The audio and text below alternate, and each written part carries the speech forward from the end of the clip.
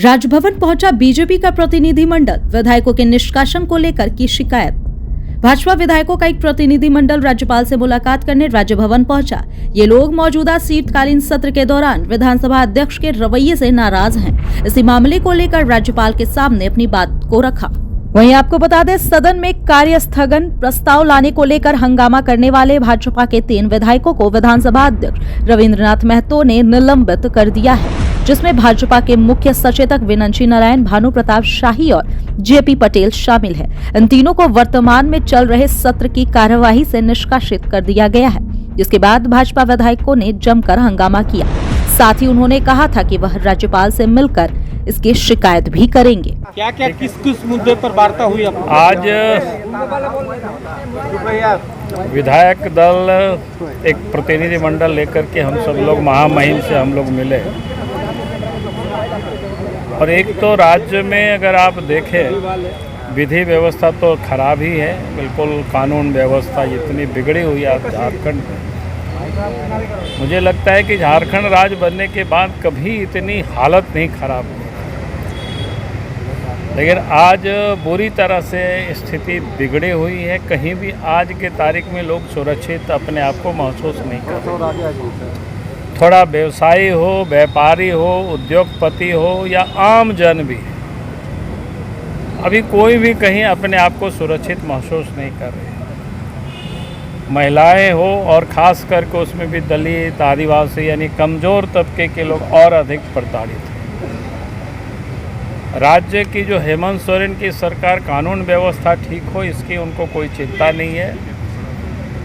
जिनका काम था कानून व्यवस्था को ठीक करना, अपराधियों को सज़ा दिलाना, उन सब को हेमंत सोरेन ने वसूली में लगे रखे।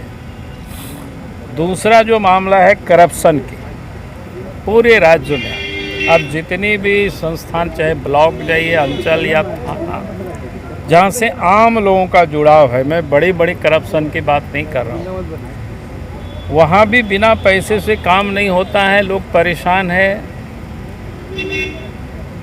और दूसरी तरफ देखें कि करप्शन के विरोध में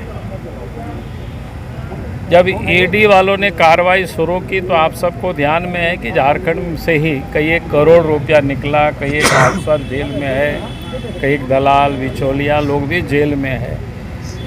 ईडी ने बार बार नोटिस दिया कई एक अफसरों के ऊपर एफआईआर करने के लिए हेमंत सोरेन को, लेकिन वो भी सारे कागजात आलमीरा में बंद करके रखे हुए हैं।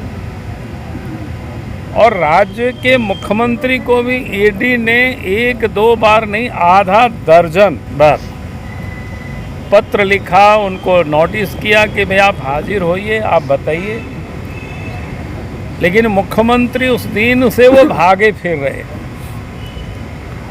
कभी हाई कोर्ट, कभी सुप्रीम कोर्ट,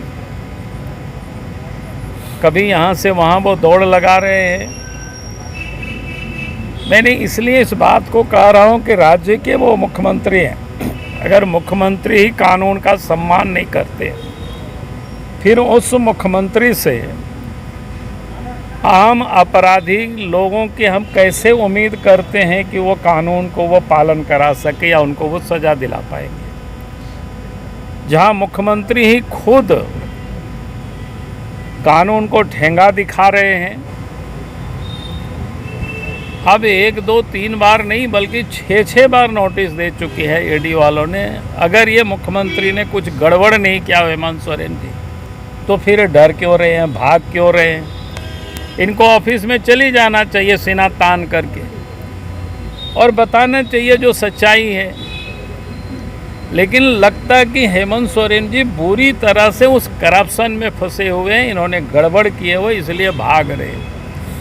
और इसीलिए हम लोग महामहिम से आकर के मिले, हम लोगों ने दरखास्त दिया है महामहिम से कि ये राज्य की हालत है, ये मुख्यमंत्री की हालत है और इसको ठीक करना ज़रूरी है।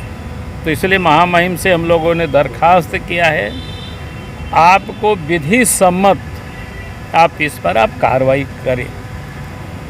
उन्होंने हम सब लोगों की पूरी बातों को सुना है और उन्होंने कहा कि भाई हम सब चीज़ों को हम देखेंगे।